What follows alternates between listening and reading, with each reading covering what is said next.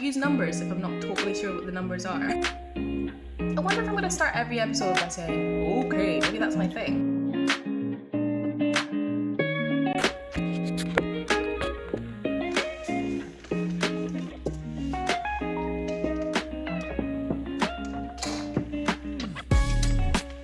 Okay. Welcome to episode 2 of This Thread of Gold knitting podcast. I'm back again.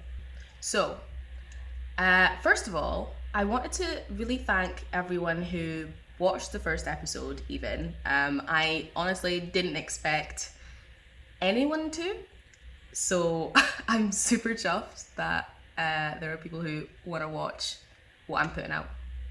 I especially want to thank the people who left a comment for me.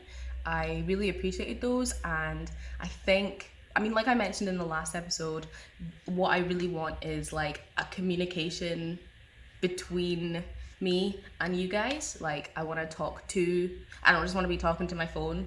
I want to be talking to you guys, and I want you guys to chat with me and like be in a little knitting community. I think that's so cute. So thank you to everyone who left comments, especially Knits by Nayla. Oh, I should double check I'm saying that correctly, isn't it? Give me a sec. I have my laptop down here and my notes. I have 2 versions of notes because I'm a little bit neurotic. So, hang on. Hi, my name is Nyla. Nyla. Beautiful name. Okay, so yes, I especially wanted to thank Knits by Nyla. I was literally just watching her video the day before, or a couple days before I uploaded, on her mini mock neck, which I don't want to get, so I have an acquisition that has not arrived yet. I'm hoping it arrives soon. There's a little bit of sneak peek into near the end of the episode, but I have an acquisition that I'm not going to talk about yet. It's not here yet. I'm going to talk about it next week.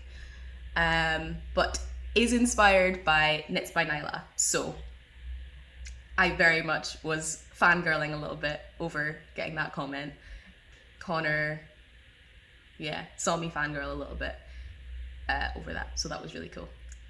And I think that's okay. So also in regards to last video, there's a few things I learned from not only recording but editing the video. The first is that I feel that I was positioned a little bit too low in my frame, which meant that when I was showing you some of my knits, like my Ingrid sweater, I wasn't able to show you like as much of the knit as I wanted to. So as a result of that, I'm in a different chair. It's been a bit of an ordeal. I'll maybe put in videos. I've got little clips of me trying to find the perfect chair and testing it. So I'm in a different chair. I'm still recording this on my camera. I'm using my back-facing camera, which means that I can't see myself. I've done a few tests. I think it should be fine. Fingers crossed on that one. I also, in editing, found that I can speak very, very fast. I think that is one of the symptoms of a Scottish accent, is it can get very fast. So I'm gonna try to remind myself over the next hour, half hour maybe, that to slow down. Also, ums and ahs, not necessary. So I'm gonna try to cut that down. However, I'm human, it's part of my speech, so hopefully that doesn't bother anyone too much. I think that's everything I wanted to say about the last video. Again, a huge thank you to everyone who watched. Hopefully some of you guys are watching this episode as well. That would feel absolutely incredible. I have 19 subscribers, which I'm so excited about. It feels like I've invited people into my home and I'm like, hey, does anyone want to come and sit and chat about knitting with me? And like 19 people so far have signed up, and they're like, yes, that sounds awesome, let's do it. So I'm super excited about that. That's really awesome. So of course, I mean, I've just finished filming this video, and I went to bed with 19 subscribers, and I woke up to 34. Well, I've just checked, so I have 34 subscribers, which is insane to me and so exciting.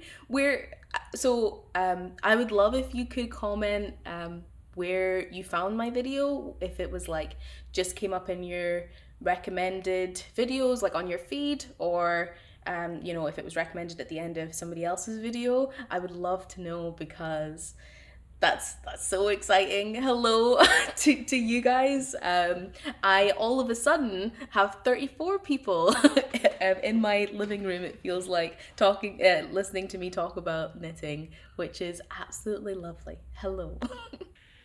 So hopefully some of you are watching this video as well, and I can say it. Oh my goodness. If you're new here, welcome. If you're not new here, welcome back. That is, oh my god, so chuffed. I love it.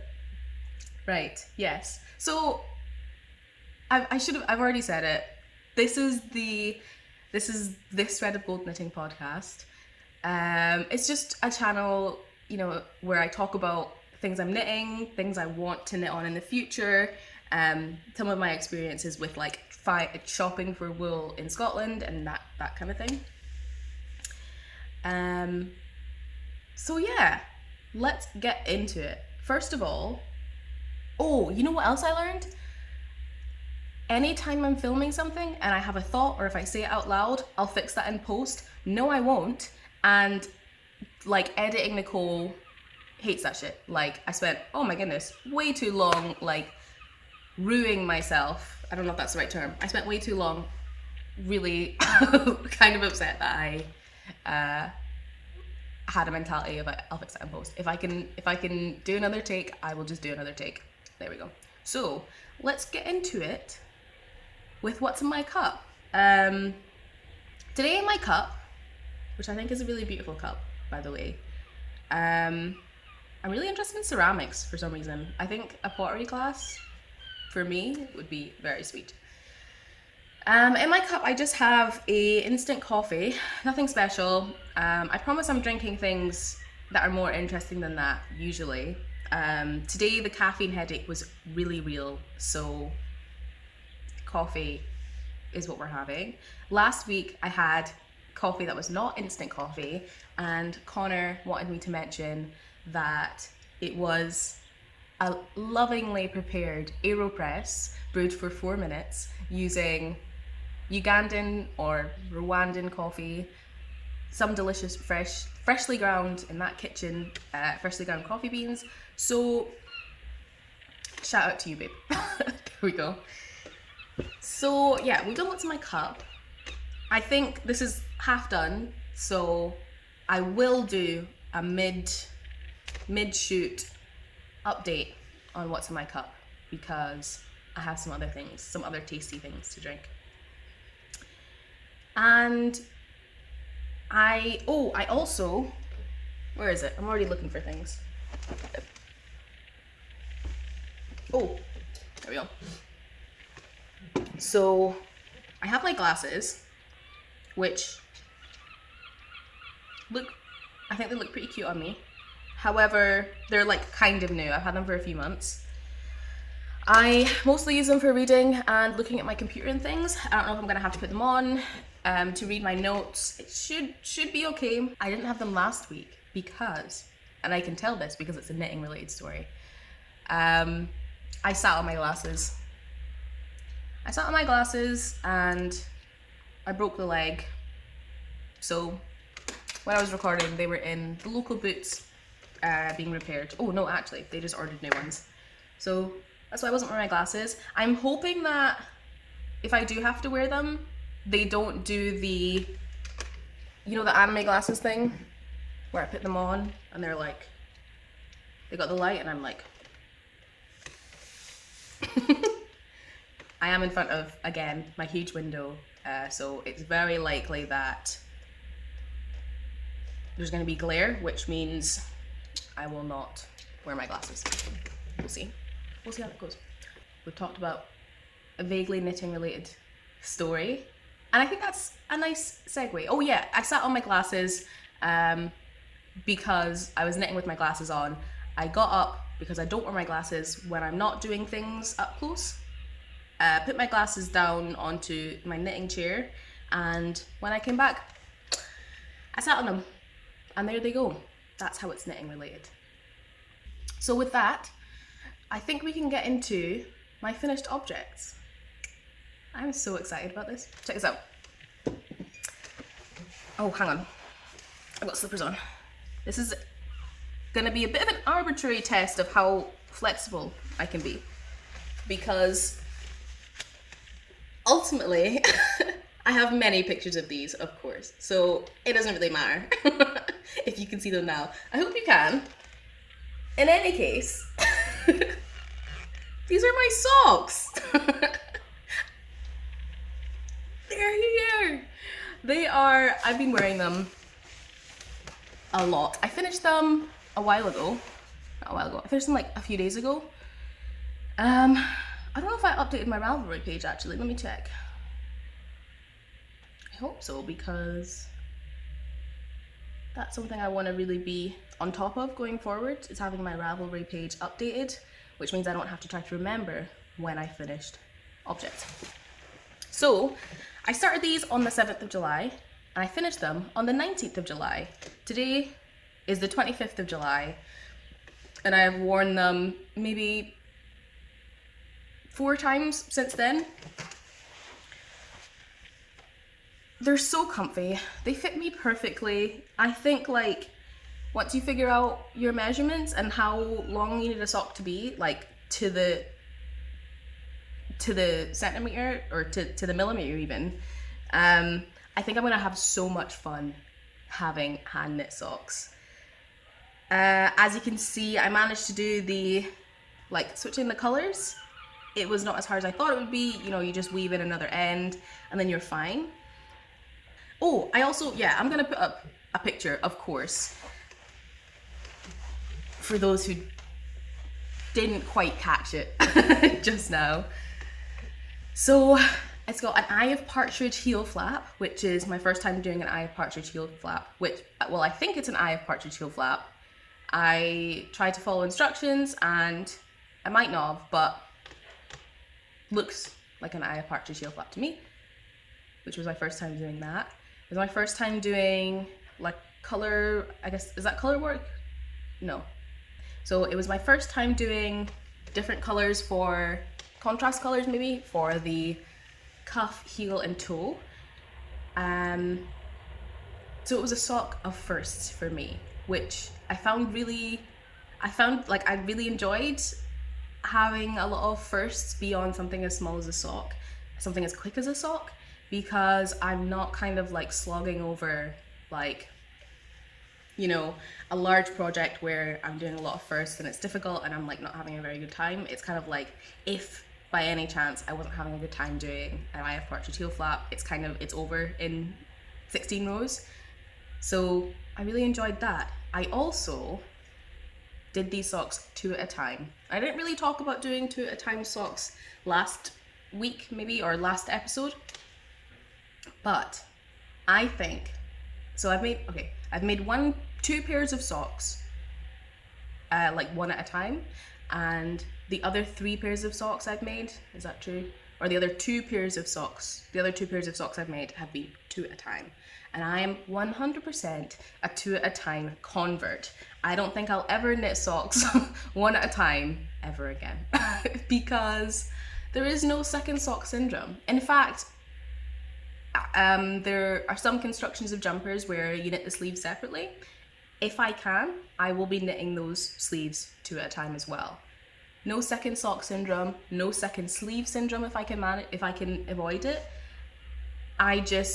And they're done at the same time, is perfect. I'm still, I think, at a stage in my knitting as well, fairly new knitter, where my gauge, how tightly I'm holding, like I'm still playing around with how I'm holding my yarn. Like I knit continental but sometimes I wrap the yarn around my pinky finger. Sometimes I wrap it around 3 fingers, and then like kind of, I don't know, use my pointer finger to guide it. So I feel that doing socks one at a time, actually not even just I feel that, but it's true. The first pair of socks I made that I did one at a time, I did the exact same row count and the exact same stitches, of course, for Connor, and they did turn out different sizes. One of them is tighter than the other, which I'm a bit annoyed about it. He says he doesn't mind, and I'm hoping that with wear it'll kind of relax a bit, it'll be fine. But with 2 at a time socks, you never have to worry about, is one sock going to be bigger than the other sock, having second sock syndrome. They're done at the same time. And then for socks for myself, I only have one sock blocker, which actually I keep up here. Well, I have one of two different sizes. I didn't find it necessary to buy 2 sock blockers of the same sizes.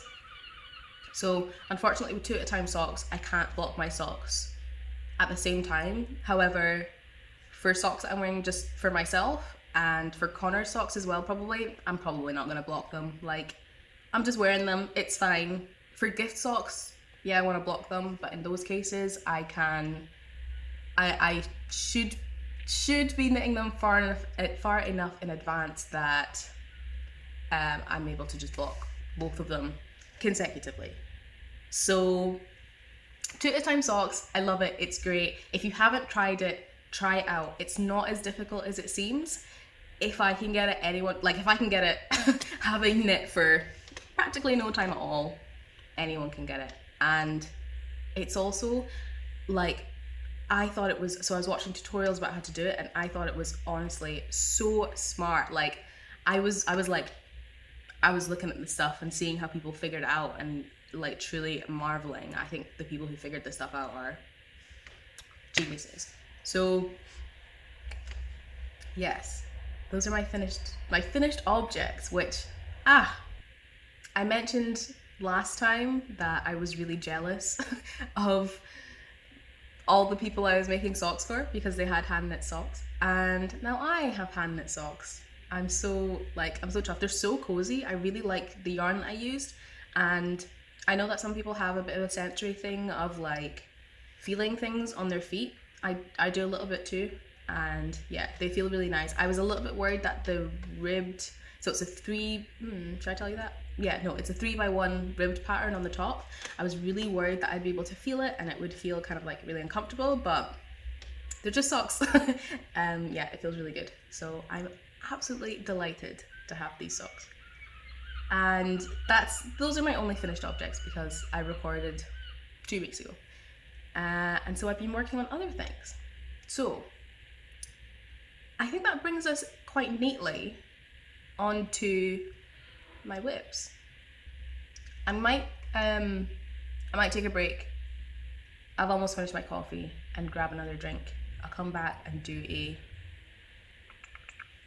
new what's in my cup. Okay, I'm back. So this one I'm a little bit more excited about. The coffee was purely for the raw caffeine. I did think I needed a little bit more caffeine. So in my cup, I now have a Lady Grey tea, which is almost like, you can think of it as an offshoot of Earl Grey tea, which is a black tea with bergamot oil, which is like giving orangey, citrusy notes.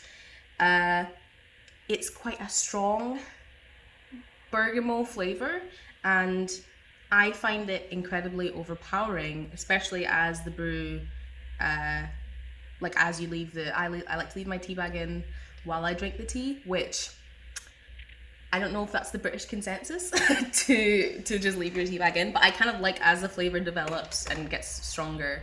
Probably, I mean, it's overbrewed really by the end of the cup, but that's how I enjoy my black tea usually. With Earl Grey tea, it's just way too overpowering. The citrus is like quite honestly sickening by the end of the cup. So Lady Grey Tea is an offshoot of Earl Grey Tea, which is, I realised, which is interesting, is only made by Twinings Tea, where the bergamot is less intense. And so I can enjoy my cup of tea with my tea bag in with my tea bag in throughout the whole cup. And it means that the black tea flavour can get stronger and, again, overbrew really, while the bergamot isn't as intense as it is with a regular Earl Grey tea, which I find interesting and quite delicious. Most people probably don't care, but that's what I'm drinking right now. And of course there's I'm getting another hit of caffeine, so. Okay, where did we leave off? So I talked about my finished objects, I talked about 2 at a time socks.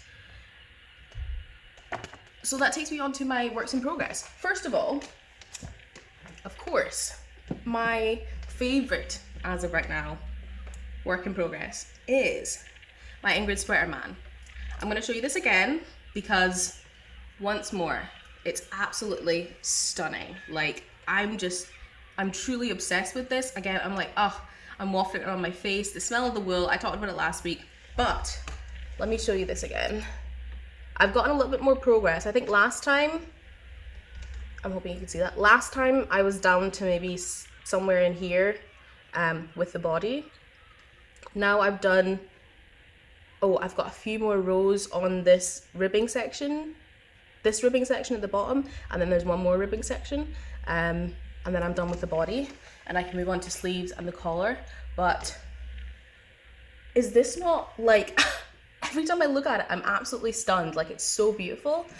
I actually tried this on for the first time, I think yesterday, and I just think it's so beautiful. I took pictures, so I'm gonna put in pictures once I put this down so you can get maximum Ingrid Sweater Man time. I just think this is so beautiful. I really hope it's coming up. I'm gonna make sure it comes up. It comes up properly in the pictures, but I hope you can see like the beautiful like yellow flecks in this wool. Like, it has a lot more dimension and depth, and I think it comes up, if I recall correctly, it comes up a bit cooler toned on the camera than it does in person. I just think this is the perfect sweater, especially for Connor's colouring again. I'm so delighted with it, and I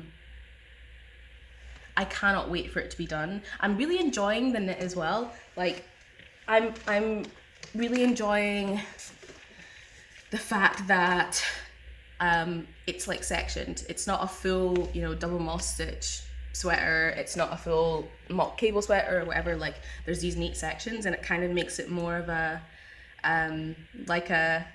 it makes it more engaging to knit. I can kind of go, just a few more rows until this section is done, and then I can start a new section, or it doesn't feel like a slog, essentially.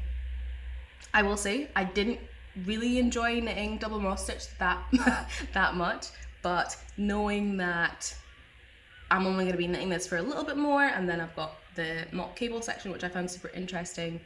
I really enjoyed knitting it, and I'm so excited to move on to the sleeves.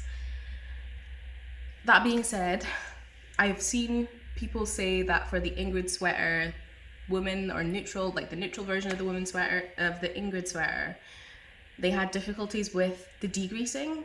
The chart doesn't say how to decrease in the sleeves, which means if you decrease in the mock cable section, it can look janky. I've seen a few people say that in order to fix that, they just did decreases up to the mock cable section, and they did decreases after the mock cable section. They didn't decrease within the mock cable section, which sounds good to me, and I think it's gonna look amazing. Last time I talked about how I wanted to know how much it's gonna grow when I block it, and I've seen other people saying that for the Ingrid Sweater neutral is what I'll call it, it grew quite a lot, and for some it became a bit too long. Now for Connor, I don't think he's gonna have too much of an issue with having like a sweater that's longer, like a little bit longer than expected. I tried it on. As of right now, it maybe comes up to my, I don't know, belly button, waist area. Knowing that, and this is, I kind of like pulled it down a bit as well, and it looks like an okay length just now. Connor is considerably longer than I am. So, although I don't know if he's longer in the torso than I am, which is an interesting question. However, he is longer than I am. There's not that much more to go in terms of length, so I think it's gonna be fine if I just knit as the pattern recommends. And then, to be honest, I've got time, I enjoyed knitting it. If it ends up being too long, I'll just take back however much I need to. It's not a big deal, especially because, you know, the sweater's gonna be in my home and I can work on it whenever. So if it's too long, I'll just fix it, it's fine. Yeah, I'm so excited. So I think what I'm gonna do once I finish the body is put the collar on, because I have a feeling, I'm not totally sure, but I think that once the collar's on, it's gonna like cinch it up a little bit, it's gonna bring it up a little bit, so it might affect the length, and I'll be able to see how that all looks. And then it might even like cinch in the shoulder bit, affecting how long the sleeves need to be, maybe by a couple centimeters. I'm not totally sure on that, that's just my gut feeling. So yeah, I'm gonna do the collar and then the sleeves, and then I'll be done. So excited. I'm also gonna try, oh, maybe it's gonna be too difficult actually. So I think if the sleeves were less textured than they are, I would try to figure out how to knit them 2 at a time, because of the aforementioned 2 at a time love, fanaticism. As it is, I think I'm just gonna knit them 1 at a time and it'll be fine. Like, I don't think I'm gonna have second sleeve syndrome because I'm so excited to be finished with this sweater. I think it's so beautiful, and I cannot wait to see it on him. I'm so excited for that. So that is my Ingrid Sweater Man, of course, by Petite Knit. Does it have an S? Petite Knits? No, Petite Knit. And of course, I will have showed you the beautiful pictures I have of it on, which just make me want to finish it even more. And that's my Ingrid sweater. So that brings me on to my second work in progress. For my second work in progress,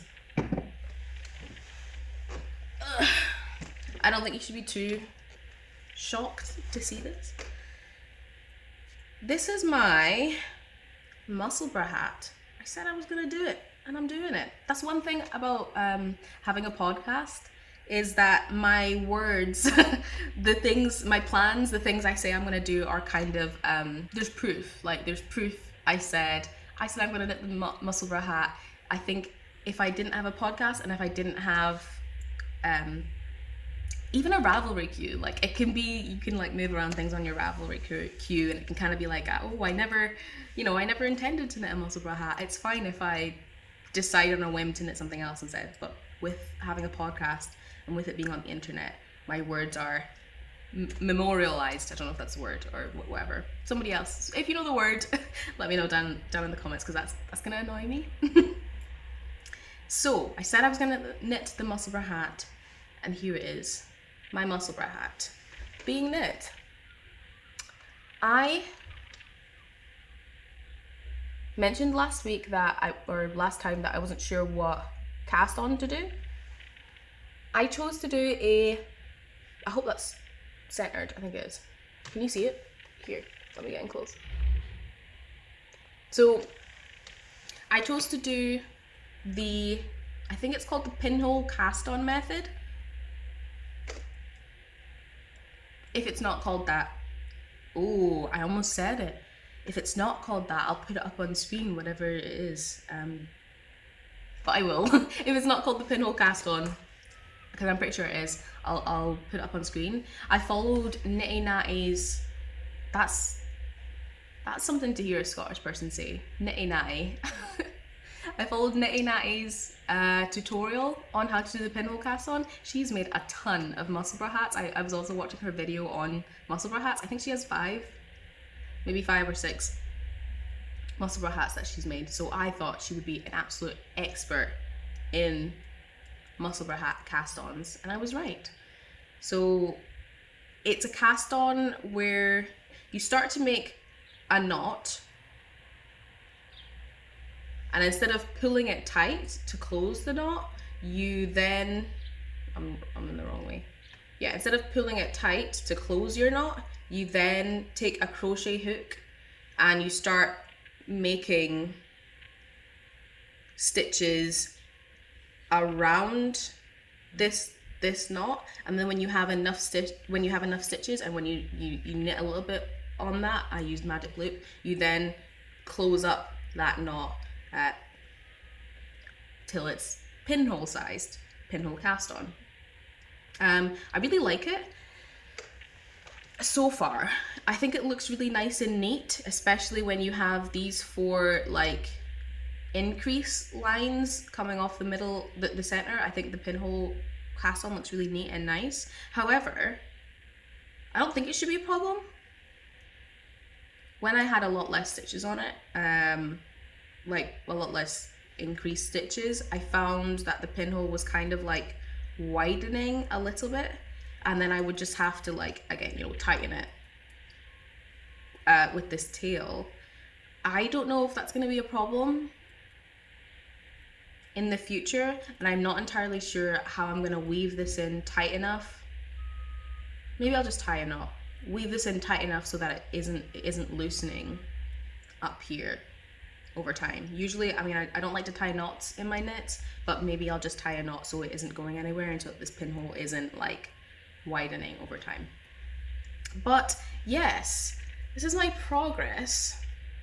I've got like a decent amount into it. When did I start this? I really should just have this written down so I don't have to go searching on my Ravelry. So I started this on the 22nd, I started this on the 20th of July, and like I said, today's the 25th. So this is, I think I've knit on this every day. This is 5 days progress. This is knit in Drops Flora, which is a 4-ply.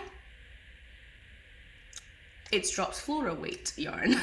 As such, I am using 2.75mm needles. And I quite like, I like the fabric that it's making. It's a little bit untidy, unneat, but I think that'll come up with blocking. I will also say, now, with the increases that it has you doing for the crown, for your first crown, I think I'm doing the correct increases. However, I don't know if you can see it. I hope you can. If not, I'll put in a picture. However, some of the increases on, like, you know, on this side of like almost all the increases. I don't know if I'm explaining myself. I hope you can see it. But the increases look like quite untidy. Or I don't know if that's the increases or if it's like a loosened stitch. Like, you increase every other row, so I don't know if it's the stitches on the increase row or the stitches that are not on the increase row that are like loose. I'm not totally happy with the way that the increases look. However, I'm going to continue to knit because I think I'm doing the increases correctly. I know there are other ways of doing whatever side this is. The left-leaning increases, I suspect that, so with the way that the Musselburgh hat is knit, you're kind of knitting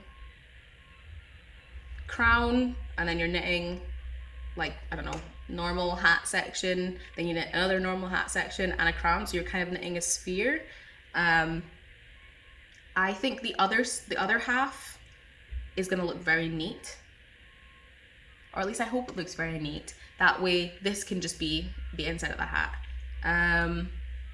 So I'm going to keep knitting this. I also think, like, if it isn't neat, I'll just take it out and knit it again. Like, I wouldn't say I'm halfway through, but you know, I'm a good chunk of the way through, and it's only taken me 5 days. So it's not going to take me that much time at all to re-knit it.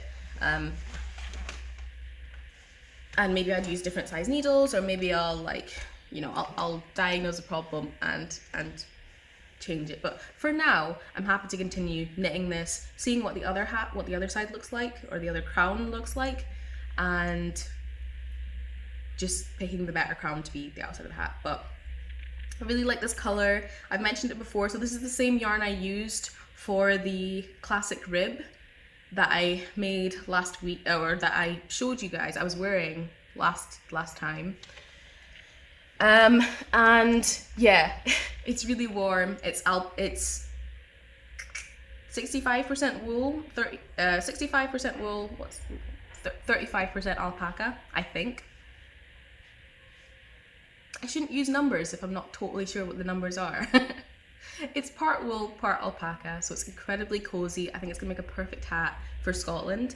I'm not totally sure why I'm making such a cozy thing in the middle of Scottish summer, because I'm not gonna wear it for a long time. It's also raining. It's like, it's one of my friends described it as monsoon season in Dundee, which is hilarious, but it kind of is.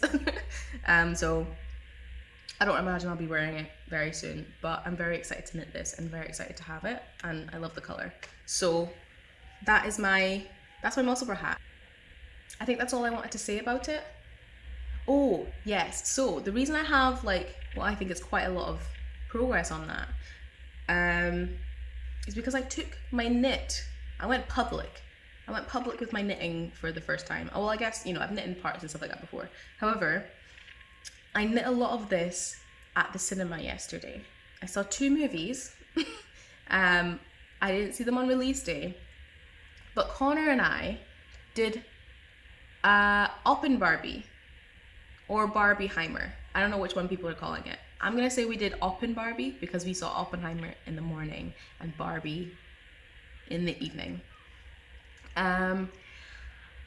So I got, to be honest, I mostly knit this in Oppenheimer, which is a 3-hour movie. It's 181 minutes. 3 hours of knitting. I made sure that I got to this section where I'm just doing stockinette. So I was knitting this in the dark also for the first time. And I got 3 hours of knitting on this, which I was super excited about. Of course, okay, so we'll talk about the knitting. I'll talk a little bit about the movie, but this is a knitting podcast. So it was my first time knitting in the dark, really. I was so proud of myself. I came out and I hadn't made any mistakes, like, or at least I'm not advanced enough to notice that I've made any mistakes. So I'm really happy about that. I think it looks great. I think my tension was, like, all right, and like I said, this is gonna be, I think, the inside of the hat anyway. So of course, Oppenheimer is an incredible film. I'm gonna go back to see it. I think Connor wants to see it again. It was incredible. It was mind-blowing. Like, if you have the time, if you have the money, go and see Oppenheimer. Like, I loved it. It's not an action film, which I thought it was. Like, like, Connor and I like to go into films, well, mostly Connor. Connor likes to go into films knowing as little as possible about it, like not even having watched the trailer. And I didn't recognize the name Oppenheimer. So I thought it was gonna be like an action, like Vin Diesel-esque movie, or like Mission Impossible 7 or something like that. And it wasn't. It was, I won't spoil it, or I don't know if you can even spoil a history kind of film. Anyway, I won't say anything about it. But I thought it was incredible. It's Christopher Nolan, so great film. So I did most of the knitting on this in Oppenheimer. We left to go pick up a friend to then watch Barbie. I didn't do a lot of knitting in Barbie because I was all knitted out, which I didn't think is something I would ever say. But I was a little bit tired of knitting in the dark, especially. But Barbie was also a great film. To be honest, see both. They're more similar than you think. Like, there are some similarities between the protagonists in both films. And, okay, but I'm not a film critic. This is not a film channel, so I'm not going to talk about the films. But yeah, go see both. Go do Barbieheimer or Oppen Barbie. The actors in both films, actors and actresses, like the casts were, I thought, incredible, beautiful looking films visually. Yeah, go see them and go knit in them. It was a great experience. So those are all my WIPs. I don't like to have too many WIPs going at once. So that brings us on to acquisitions. First of all, my first acquisition is a little bit of a odd one, I think. But I'm going to show you anyway. This is it. Sorry, there's going to be a lot of crinkling.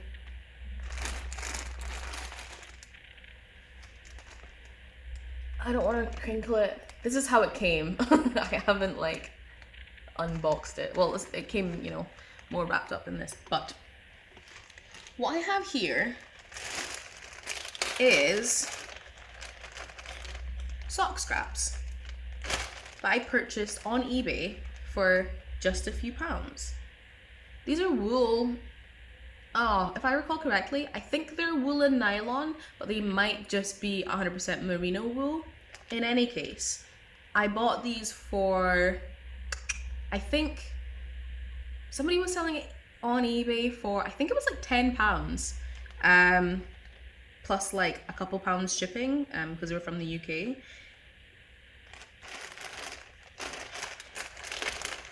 Let me show you some.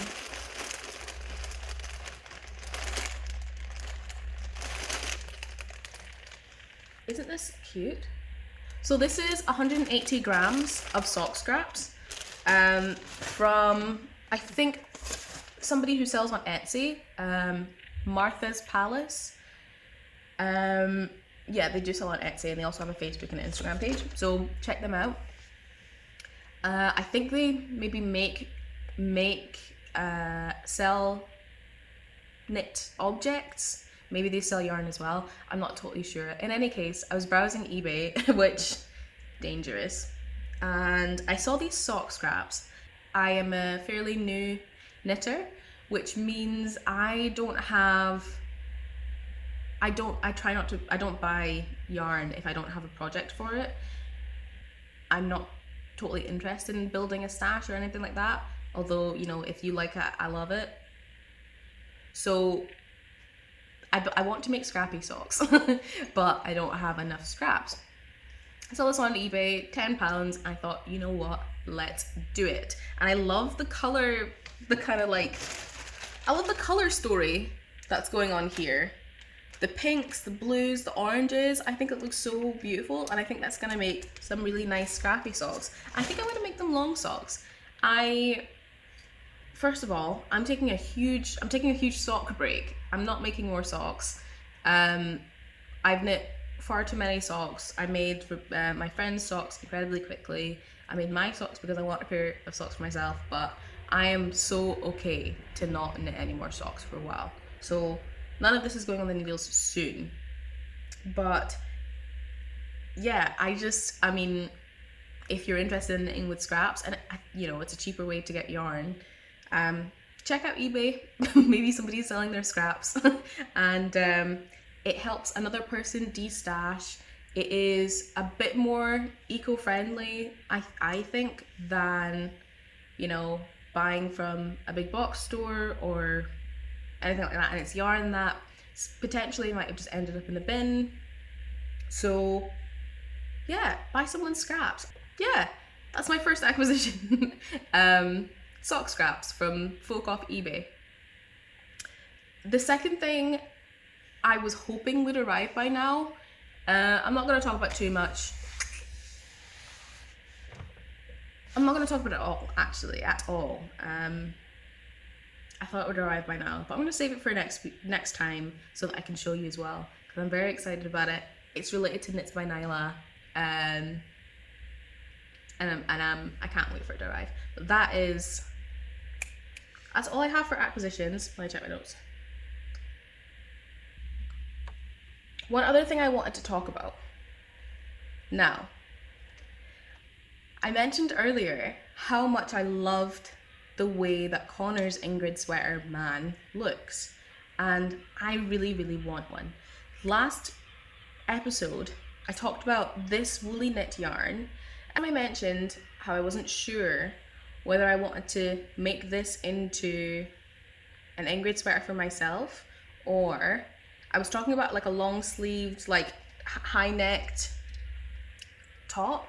I found a pattern that I really, really like the look of, and I think this yarn would look absolutely beautiful in. I'll put it on screen now. It is the sweater number 9 light. It's knit in a DK weight yarn, which this is. It's of course the woolly knit DK Worth Mill DK yarn, and this is the color Lupin, which is this beautiful, I mean I showed it to you last time. It's this beautiful purple with like little strands. It's got like little bits of pink, but it's mostly got these flecks of blue in it, which if I bring it up close, maybe you'll be able to see it better. I think I showed it to you last week, but maybe not in great detail. So there you go, that's another try. I think this yarn would look absolutely beautiful as a sweater number 9 light. However, after trying on Connor's Ingrid sweater, I am reaffirmed that this yarn is going to look beautiful as an Ingrid sweater. I mentioned that I don't like the way it looks with the mohair. You can't really see the eyelets. The mock cable section down here is pretty obscured by all the fuzz. So I'm just gonna make an Ingrid sweater. I'm gonna make an Ingrid sweater out of this yarn and the sweater number 9 light. I mean, it's a pretty like standard, maybe not standard. It's a pretty plain, it's just in stockinette. It's got a high neck. It looks beautiful, but that suggestion was kind of a backup, like, oh, what am I gonna do with all this yarn? Because I suddenly became unsure of whether I want to make an Ingrid sweater with it. I tried on Connor's. It's gonna look beautiful as my Ingrid sweater. So once I finished Connor's Ingrid sweater, which shouldn't be too long, my next big project that's going on the needles is gonna be my own Ingrid sweater. I know some people are big fans of like, once they finish something, they want to knit something new, which usually I think I would also want to knit something new. However, I really, really want my own Ingrid sweater. So that's what I'm going to put on next. I think the Ingrid sweater neutral version, whatever, is supposed to be... Is it supposed to be worsted weight? Is it supposed to be iron weight? I'm not sure. I think it's not. I think I'm just going to knit it in DK. With how much I think it's going to grow, I think it's going to be perfectly fine to... I'm just going to figure out what size I need to knit it. Maybe I'll go up a size, but probably not. I think it's going to be fine to just knit that with this DK, and I think it's going to look so beautiful. So that's what's going to go on my needles after I finish the Ingrid Sweater Man, which I don't think I'm going to finish the Ingrid Sweater Man before the next time I talk to you about it, but I just wanted to reaffirm that that is going to be my plan. I'm setting that in stone, and if it changes, you'll know I have no constitution. So I think that's all I have to talk to you about. I feel like that went by really quickly, but I'll have to see how long I was actually recording for and how long I was talking for. Thank you so much for listening, if you made it this far. I'm sure there's a couple people who did, based on how last video went, which is very exciting.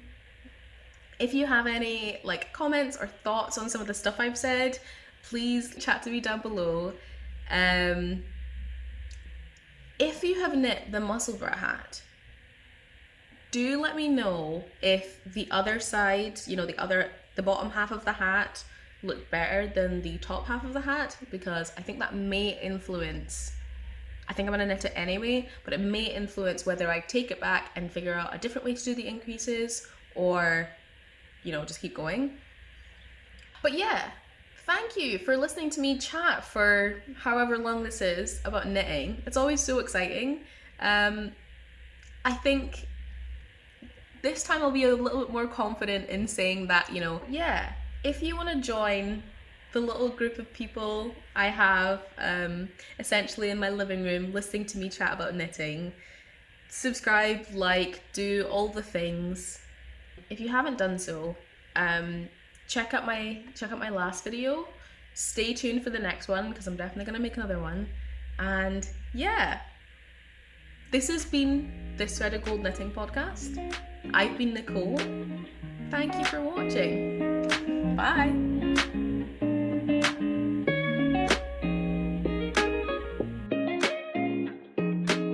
I feel like I've been talking really, really fast. Slow down. Breathe, girl.